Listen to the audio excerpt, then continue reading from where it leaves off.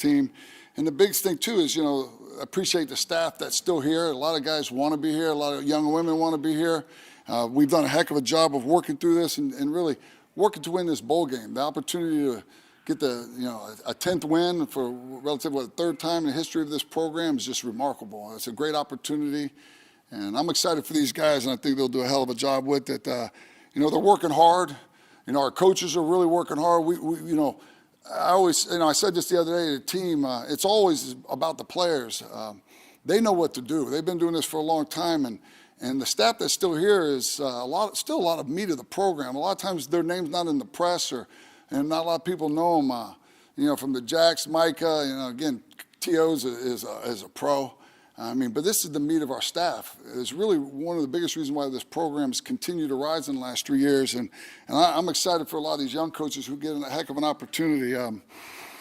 It's always about the players. And, when I was a player, it was I always felt, and I was told by some of the older guys that, we run this thing, but we're the ones that play, and we're the ones that make this happen. A scheme's just a scheme. But again, to get the 10 wins is going to be is a hell of an opportunity, But right now we're focused on the process. Going to a third straight bowl, I think it's about the second time in the history of this program to be able to get to it and really have an opportunity to win 3 straight in a row. It's just I couldn't be more excited. And I know the players are the 30 seniors that we have.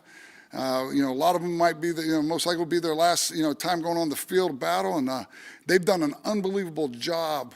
In the last several years, and even the guys who just got here that are seniors, they poured their heart and soul into this program, and the love they have for each other and just the respect for the game has been, I don't think I've ever seen in the long coaching career that I've had and just as a player, and I can't commend those guys enough. Before we get into that bowl game too, just, you look at, just a short time ago, we lost our head coach. And did a lot of great things for this program. We lost a lot of coaches. But when you look back and really in less than, 36 hours after our head coach and really half of our staff left, a big part of our offense staff left, our recruiting department left, I couldn't be more proud with all the, activity around, finding a new head coach. That they did a great job of that. I don't want to say it got lost, but, I definitely want to point out to everyone that there's a lot of people that had opportunities to go other places in a short span of time, just like some had left, and they bought into what we were doing. We were able to finish off our recruiting class, didn't take anybody that we weren't already on. Finished with 17 guys that signed, and those are 17 really guys that we highlighted that we had to get.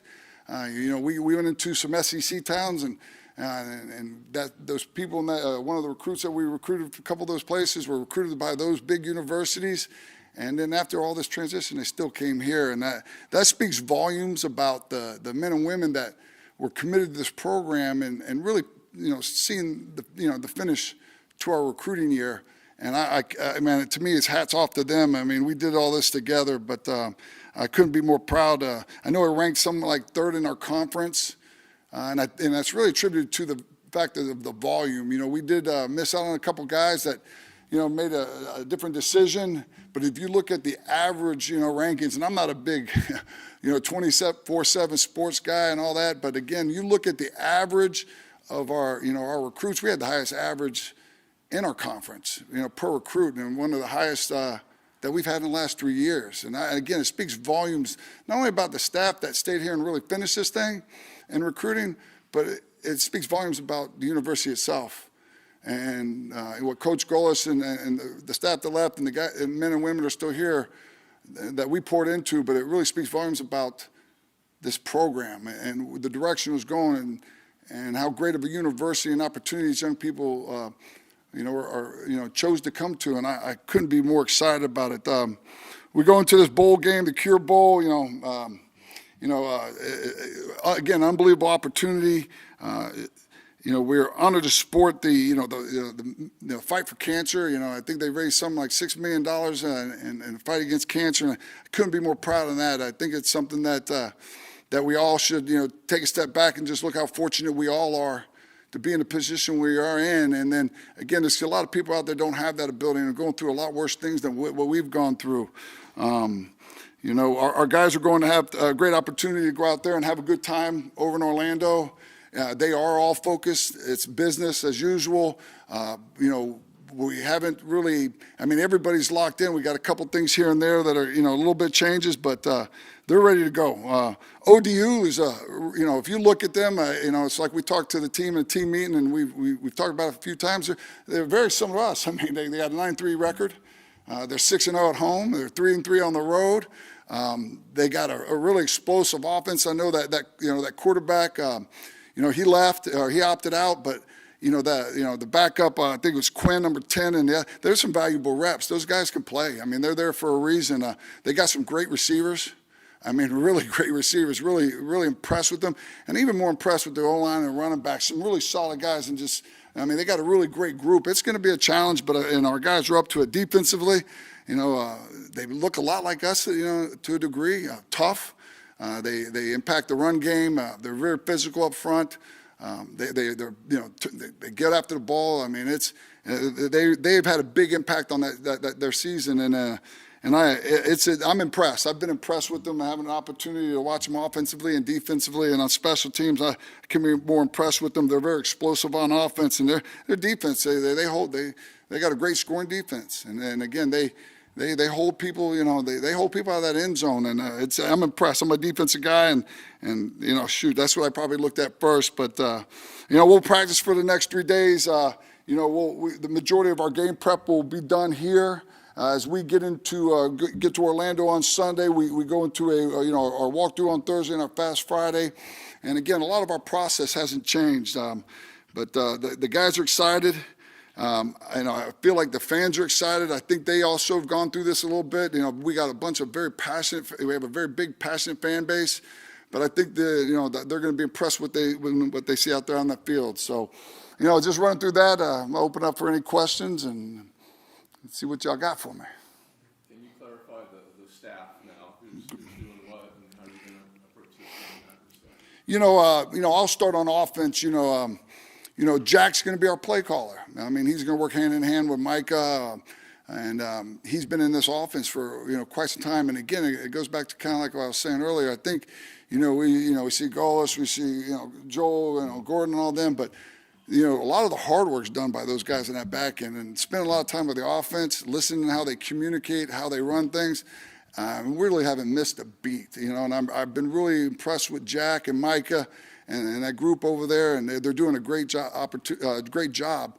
And I think they're relishing in this opportunity, and I'm excited to watch them. And again, I think the guys are confident in them. Again, they've been working together for quite some time, so there's not a drop off in confidence in it, and I can't wait to see those guys get after it. Coach, you mentioned the seniors, the 30 seniors, and we spoke to many of them throughout the course of the season. They all spoke about the brotherhood and the togetherness here throughout the whole season. Can you talk about how those seniors have kept things together during this period of time? And I think it's a unique time in college football where, with the transfer portal and, we have a strong group of guys that were here. Then you get guys in and, they're here for a year or sometimes even less. And I think it speaks volumes on our culture, but also on the guys that we chose to bring in.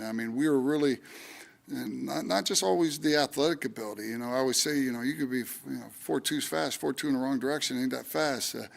But it's really been remarkable, the buy-in factor. And I thought we did a great job of bringing the right guys in, but you watch these guys. I sometimes sit back in my position room and just see how they interact with each other. And I don't know, and it's not coach talk, and I said this early in the year, I don't know if I've seen a team love each other and enjoy being around each other as much as they have. And I think that's, been the catalyst of, really, getting us in the situation we're in. And they have bought in, under Coach Golis's leadership and our staff's leadership. It's been remarkable. And again, you've seen a lot of great things this year. And, this program continues to rise. And it's all been about the love that these guys have for each other. And I couldn't be more happy. What will Byron Brown's role be, and what's his role day-to-day through your practices? Well, you know what? Obviously, everybody kind of, knows what was released. And, one thing I'll say is this, Byron's, from the day I got here, and again, I'm a Bull, man, and I bleed green and gold too, and I've never seen him any different. He's always been a genuine young man. He's always been bought in. He's one of the best workers we've got. I have not seen a change in him from day to day since last Sunday to this time right now. He's been out there coaching. He's been working with these guys.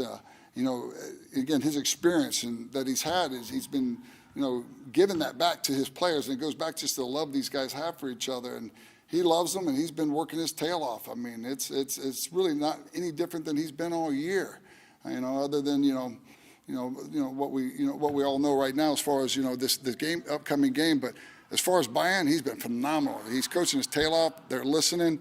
And, it's his confidence, just like all of our confidence in Gaston, Gas Pipe is high. And, again, he's a very talented guy, and I can hear Byron and them working together. But Byron is impressive. He's an impressive young man. He's the type of guy that you want to bring into your house, you know what I mean? And I have daughters. I mean, those are the type of men that, I want my daughters to be friends with. And he's a model young man. So he's been just remarkable. And you know Gaston's story, and he gets started his last game. You've seen him in practice all year. What's your impression of this guy not only getting this opportunity, but with the talent that he's going to show in the field? Well, again, he's been in the system. You know what I mean? He's been in the system 6 years. Coming from Tennessee. I mean, it's not like, and he's played some valuable reps there. And again, throughout the year, and he's got some mop-up duty. But you go watch out at practice, and you talk to our defensive staff and the defensive backfield. I mean, the guy's got an arm on him. And he's confident, and the guys are confident around him. And my opportunity to be over there with the offense, I mean, I've seen things that I just didn't know sometimes, and just how everybody rallying around him as well. And it's impressive. I mean, we all wait for our opportunity. And, he walked by me the other day, and he just says, this is one of the greatest opportunities of my life. And, and this is my last, college game. And I'm giving it everything I've got. And I think that's where you see, some stories that, last a lifetime, And I think y'all are going to be impressed when he gets out there. I mean, it's not, Byron's a great player, and this is a great opportunity for him to step up. And I think we're all confident and know what we're going to get because he's shown it all year long. Coach, is the hardest thing balancing? This is a reward for a great season, but it's a business trip. Is it? I'm sorry? Is it hard balancing? This is a reward, but it's also a business trip. No doubt. I think, through, as tough as this game is and the work that we put into it, it is. You always got to find a balance, to keep these guys upbeat and so forth because it's a grind. I mean, it's a long season. These guys have put in a tremendous amount of work, really, I'd say from this past summer, but really from our last bowl game. I mean, they've bought in and they've worked their tails off. But I think too, it goes back to our leadership. Not just with the coaches, but the players. And again, they understand the balance. We always talk about when we cross that white lines, man, it's serious business. We get outside, man, we have fun, we joke around with each other and have a good time. And they know where that line is. They don't have to be told. They know where that line is. And when they cross that line, they work their tail off. So to answer your question, it hasn't been any harder now than it has ever been. These guys are pros, and they've done a great job with it. You alluded to a little bit earlier, just pride, and pride's always part of football.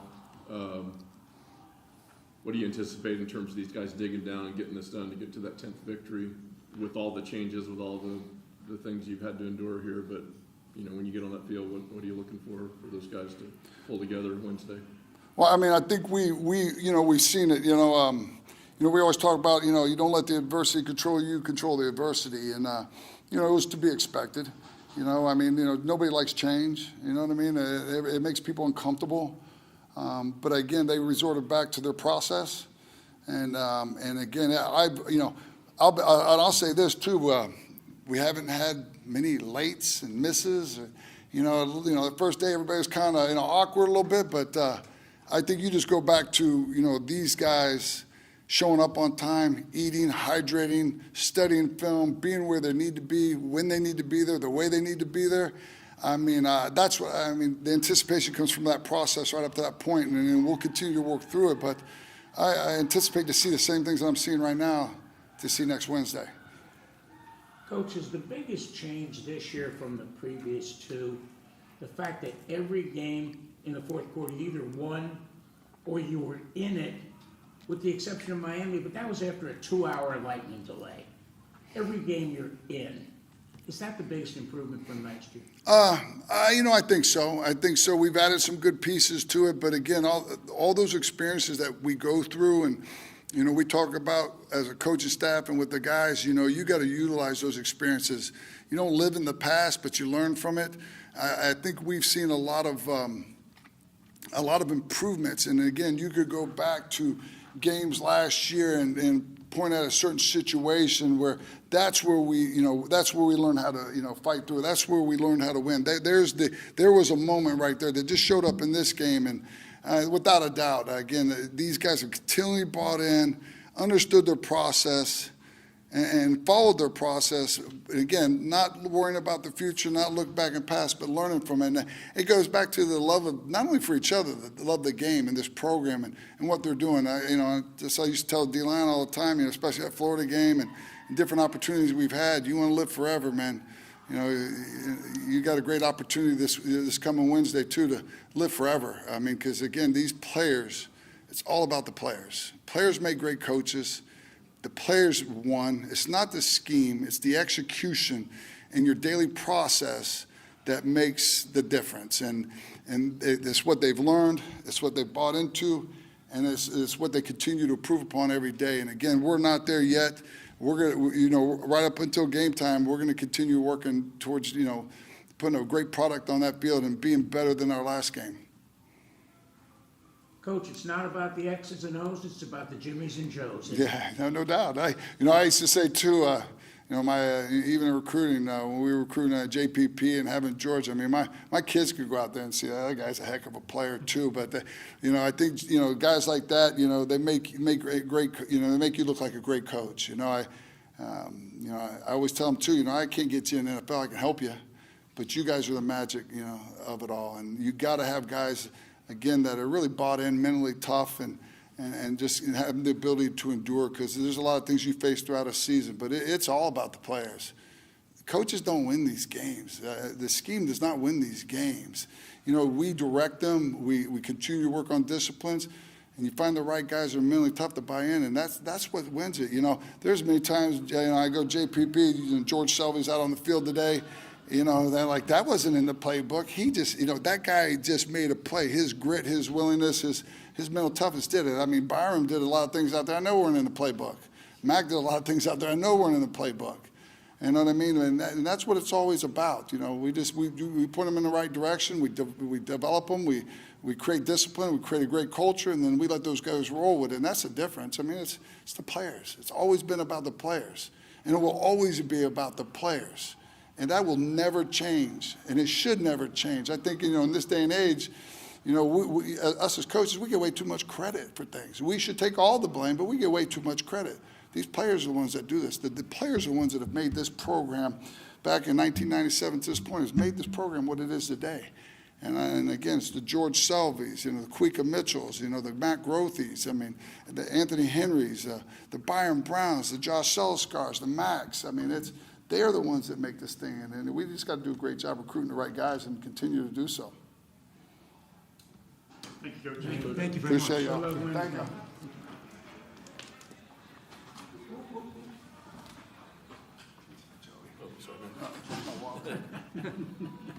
Gotta get that.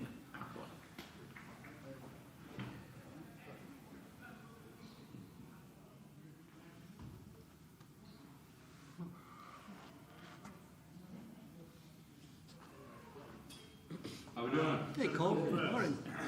Morning. What's it been like with KP as the leader here the last couple of weeks? Man, it's been good. KP, he's a guy that, his roots are deep here at USF. He's got respect from everybody on the team. So when the whole transition happened and they kind of named KP that interim head coaching role, it was kind of like a sense of relief, like we knew we were in good hands. He truly cares about his players. You see it in the way he treats all the players, but especially his unit, his defensive line guys. I don't know a guy that hasn't been coached by him that doesn't love him. So it's been fun. It's a different mentality. It's been cool to kind of see it, from a different view, and me and him and a couple of other leaders on the team have really been working, how do we keep everything on track? How do we stay within our process? And I think he's done a phenomenal job of keeping this thing going in the right direction. Yeah, and how have you guys done the job in keeping everybody together? I mean, throughout the whole season, you and your teammates spoke about the brotherhood, the togetherness that it really just exudes all Right. over the practice field and in the room and so forth. Right. And has there been much effort, and has it been, business as usual in that regard? Right. Like, first, I'll say I'm extremely, extremely proud of how all the players and everybody involved has handled this entire situation. It's a big change. You walk in one day and it's kind of like the whole world changes. You don't know what's coming next, but I don't sense anybody on this team for a second, blinked or hesitated. Everyone came in ready to go to work. We talk a lot with KP and with each other about, you either handle the adversity or you let it handle you. Mm-hmm. And I think all the guys included have done a great job. The leaders on the team have, with no coaches involved, have really come together, figuring out what we need to do, working tirelessly to keep this moving in the right direction. So to answer your question, it's been business as usual. We're out there having fun. We get to go play another football game in December, so we're excited and business as usual. And it is a chance to win the 10th game, which hasn't happened much in this program's history. Absolutely. So talk about how meaningful that could be. Yeah, we take a lot of pride in that. I know, especially the guys that have been here for a long time, we've been through some really rough seasons, and I know one of the biggest reasons I came here was to flip this around and do just that, win 10, 11, 12 games and go as far as we can go. So personally, and with a lot of older guys on the team, we take a ton of pride in that. It's definitely, something big that we have our eyes on and are really excited to get done. And the collective buy-in from these coaches that are left, from these players, we all understand what needs to get done, and we're more than capable of going to get that 10th win. How does it feel to kind of play your last game here? Man, it's bittersweet, like, yeah, it's, done a lot of reflecting the past couple weeks, looking back. When you're in season, you don't really think about it. You're just thinking about that day and what you got going on. But man, like, just reflecting on the last couple years and how much I've grown as a person and how much I've seen this program and this entire university just develop and grow has been awesome. So I'm just truly blessed and fortunate just to have been a part of it.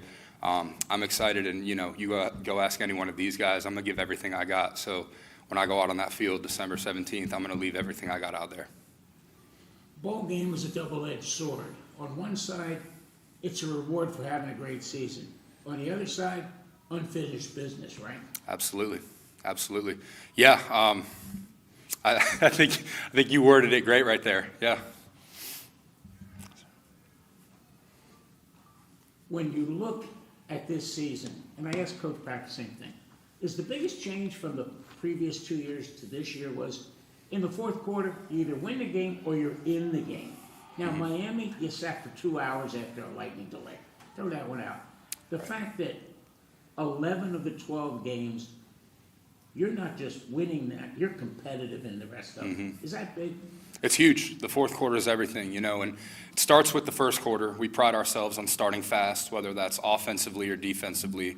I think that's something we grew huge on this year, was starting fast, setting the tone early, and then just continuing to push the pedal throughout the game. And then I think the mentality and the buy-in and the message that was relayed these past 3 years finally kind of got delivered, if you will, to a lot of guys, that when the fourth quarter comes, whether you're down by 100 or up by 100, it's time to go end it, and there's no excuses. And we talk all the time about winning the fourth quarter.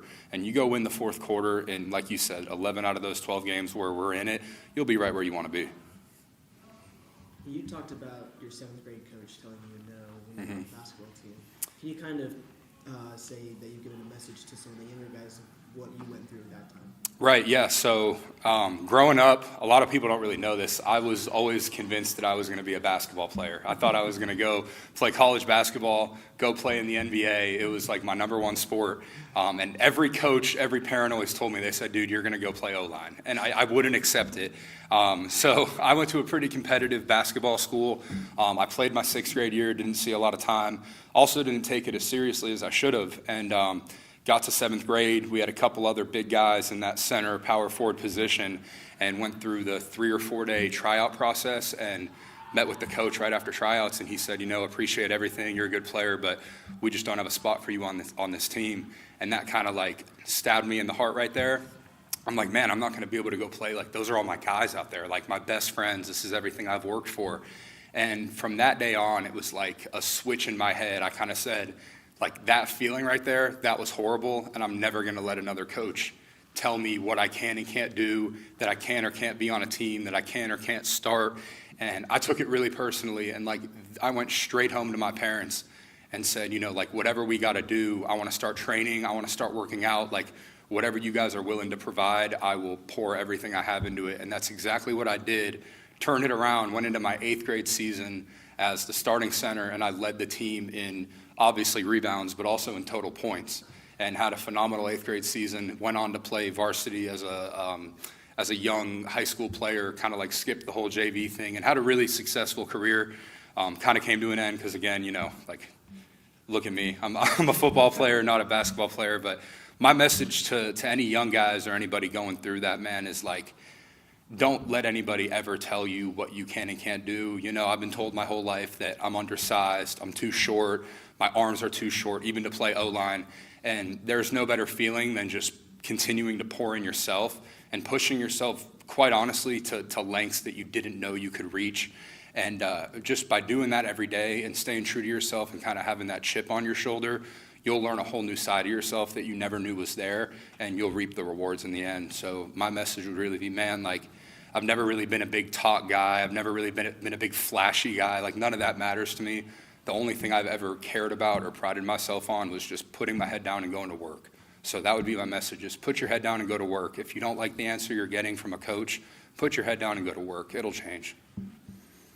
I'm going to follow up on that a little bit. Being a Hog is a special brotherhood, isn't it? It is. It is 100%. To be on any successful team, you got to have a strong brotherhood. But I mean, you look at the offensive line alone. We play a position where you can have 89 perfect snaps in a game and have one bad play, and everybody's going to hate you. You flip the side, a defensive guy can have 89 so-so or even bad plays, but one good play, they get that one sack, and they're the hero. So we truly play a selfless position.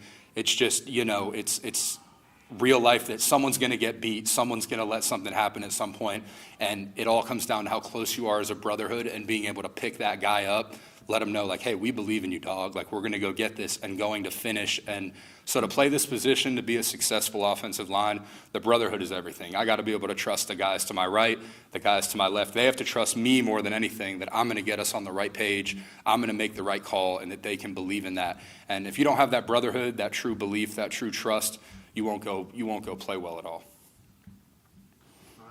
Cool. Thank you, guys. Appreciate it. Thank you.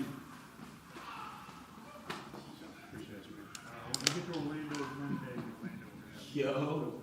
How y'all doing? All right, Matt Karras. Bring in any holiday pies Wide for us? receiver Put 'em on skills. that table? I ain't got no holiday pies. I got that. We got monkey bread and we got pound cake. Okay. That's for Christmas. Yeah. Gotcha. All right. Now, what's it been like with KP the last couple of weeks here? It's been great. I mean, he's been doing ball for the longest. He has a player perspective that I think, we love and respect, when he talks from that angle as well. But we already, respected KP as a legend for not only this program, for other programs, but also, for us, and just the way he carries himself and how he treats us as players. And, we just got a lot of respect for him. So it was nothing to be able to, to listen to him, follow behind him, follow his lead. But he pins it back on us as leaders and as a team. He says all the time, or every single day, we should be able to go out as players and run practice with no coaches, and because that's where we've progressed our program to and our culture to at this very moment. So, but it's been great having KP.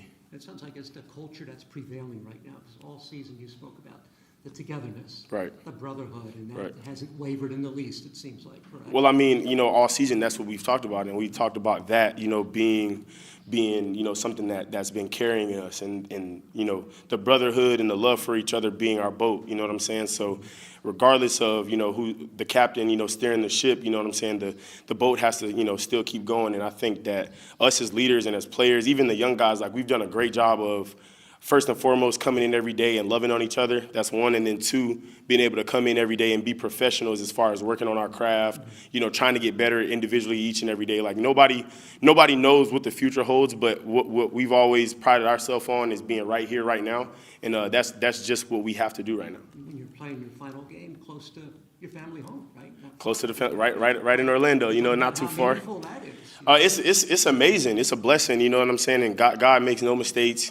Everything will go the way it's supposed to go, man. But just being able to play with my brothers for the last time, regardless of the location, that's what matters to me the most. Being able to play with those guys and be able to leave USF again better than when I came in and where I found it. Bowl games are a reward, but it's still a business trip, correct? How do you balance that?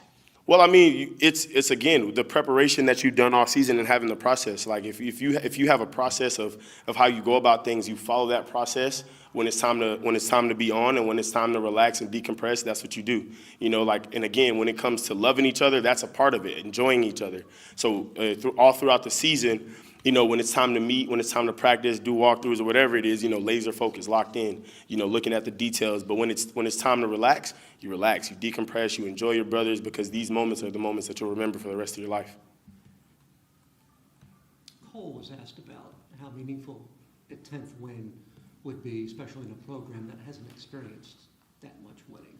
I think there's only been a couple double-digit wins. 11 and 10, yeah. yep. Can you talk about how meaningful that would be? It's going to be amazing. It's going to be amazing. One thing that KP says all the time is, moments like these are the moments that, that'll make you live forever. Mm-hmm. And, like, as a fan of football, not only as a player, but as a fan of football, those are the moments that, you want and you chase after. So, like, it means the most to me. It means the most to my teammates. It means the most to the coaches that are here, helping us prepare.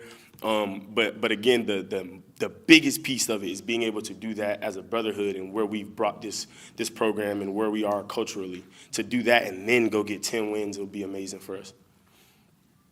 From where I was observing, from last year to this year, all 12 games, in the fourth quarter, you either win or you're in it. Now, throw the Miami game out, you had to sit for 2 hours with a lightning delay.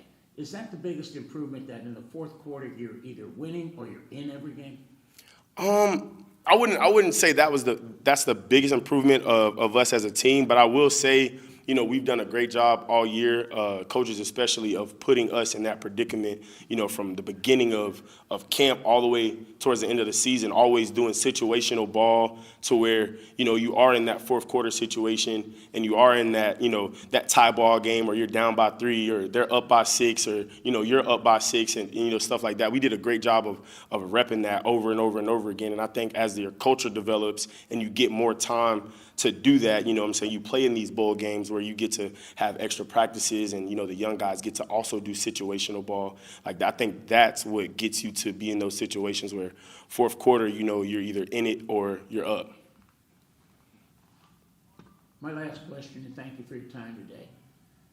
For someone who's never played college football, do you think you could explain to them what it's like lining up 13 weeks in a row? It's a tough physical game. It requires an elite physicality. But at the same time, it requires you to be, very smart, very crafty. You got to be quick on your feet. This game is changing, especially in our conference. Like, it's getting super, super, super competitive. Like, so I would say, coming into college, get as smart as you can, as fast as you can. First and foremost, the weight room and the program that you're going to be in will obviously help you get physical and fast and stuff like that. But first and foremost, get as smart as you can, as fast as you can, so you can have a step on the guy in front of you. Bigger, faster, stronger, and smarter. Bigger, faster, stronger, and smarter, for sure, for sure. Anything else from Matt? Well, good. I appreciate y'all. Thanks so much, Mac. Appreciate it. might bring some of that monkey That sounds good to me. Sounds good to me.